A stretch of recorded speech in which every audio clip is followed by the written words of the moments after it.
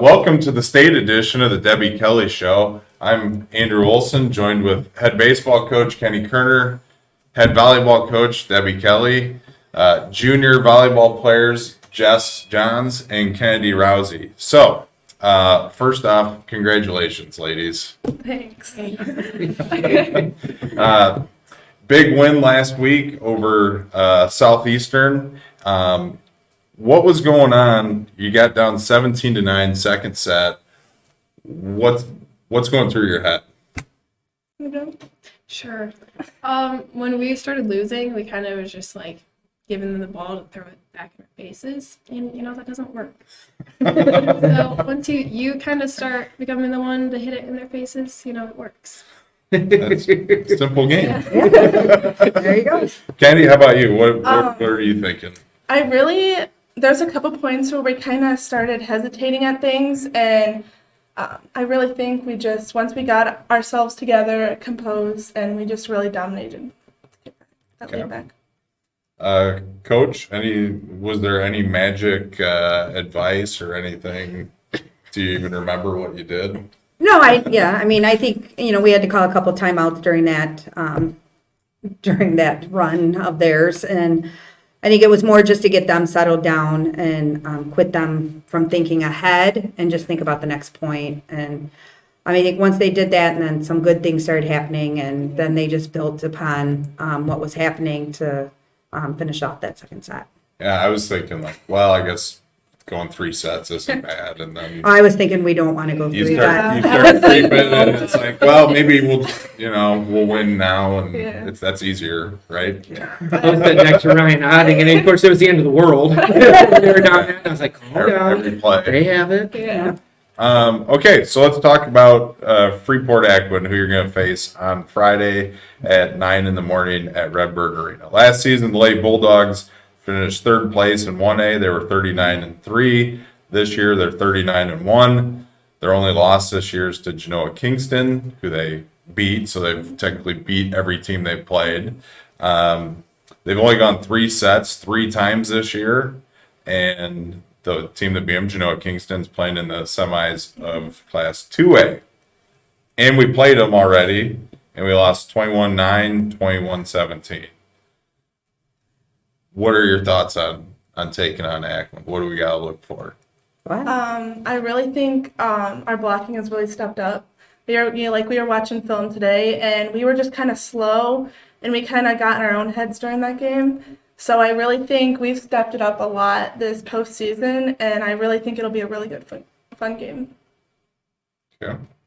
When we played them that time, that was like our third game, I think, and we also had like an hour break before it. So I think we were coming off like really slow, and also a couple people were sick that tournament, so it just was not a good day. Couple stats on the Lady Bulldogs here. Outside hitter Lucy Arndt, averaging 5.4 kills per set. Middle hitter Bentley Stovall, 74 blocks on the season. Libero Hannah Pizzolato is averaging 3.6 digs per set, and Megan Holder has 919 assists on the year. So a lot of really filling the stat sheet at Akron this year. So, Coach, what do you got? Well, you both block, right? So I like watching you block. My favorite part is when you guys bring the hammer and just spike the ball. As the plays develop, and I'll let you both answer. As the plays develop and the ball comes over the net, are you looking at the defense to see where they're lining up against you as the set's coming, so you know where you're going to lay that hammer? And then do you just know, do you get that feeling like, oh, this is going to be one of those, I'm just going to smash off somebody? Josh, you want to go first? Yeah. You're supposed to be doing that. Yeah. Looking across the court as like the passer is passing the ball. I do it sometimes. Yeah.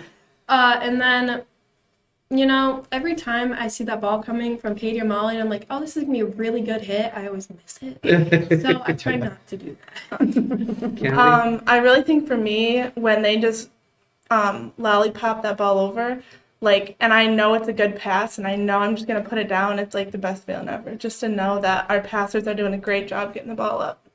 Do either of you have a favorite spike that you either hit off somebody or into the ground, or a favorite block where you got somebody this year that is really good on the other side, like, wow, I got that person?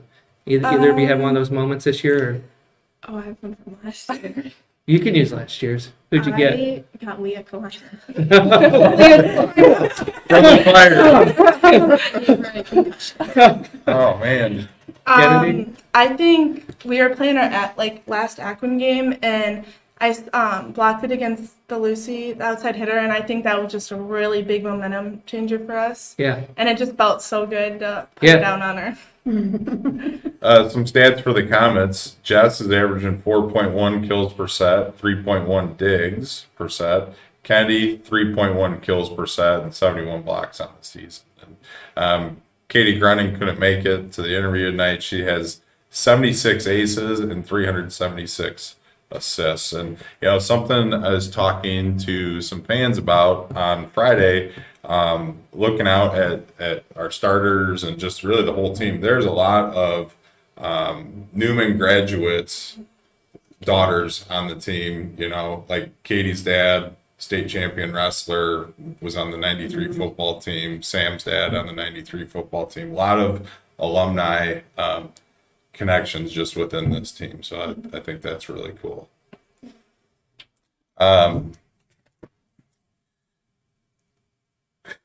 Let's lighten it up a little. Funniest person on the team, Kennedy, who you got? I'd probably say Sam. She's a very sarcastic person, and you never know what she's gonna say, but most of the time she's gonna make you laugh. Okay. Intentionally funny Sam, not intentionally funny Leah. Yeah, that's good. That's a good answer. Anybody can take this one. Last year, we didn't make it out of regionals. This year, we're first trip to state. I'm really bringing up some good stuff. Just really building everybody up here. So, what was the change? What's the difference between last year and this year? Besides, it's just a new year. I really think we keep our heads in these past couple games that we've played. We haven't really given up. Our attitudes have been super good and super positive, and I think that's just what has been carrying us through. I would agree with that. I think this team, just throughout the whole season, has had a little bit of a chip on their shoulder. I don't even know if they know it intentionally that they have, but they have. And I think it's just what do we need to do differently to get past that and not have that happen. I think that's probably part of the reason why we played a little tense in regionals. And once we got out of regionals, have really stayed, come in a lot less tense, with a great calmness to the game since we've hit sectionals. And I think that's something that we've talked about, they need to keep bringing with them as we go into the state series. And I was thinking back, not being there every day, but I don't know that there was necessarily a turning point in the middle of the season for you, but it sounds like maybe that getting through regionals was kind of A weight lifted. Yeah, Definitely. you can really get dialed in there. Coach, last couple days have probably been a whirlwind. Anything? Did you say that at practice today? We just said Did you just- there's some hectic. We knew it was going to be. What's unexpected or surprised you about the last couple days? Well, I think the giddiness of the girls is, you want them to have that. We want them to enjoy this. So it's kind of been getting them reeled back in that we're still here for a purpose, and that we have to practice hard. We knew there was going to be a lot of distractions yesterday, with the paper coming in, us getting an itinerary together, and just we hadn't even been able to talk about the super sectional win yet as a team. So, we purposely signed a ball to get us started, celebrating and stuff first as a team, talking about what we really enjoyed so far and what we're looking forward to, so that we could get that out of the way and move forward. Well, I think it's nice you get the week, Yes.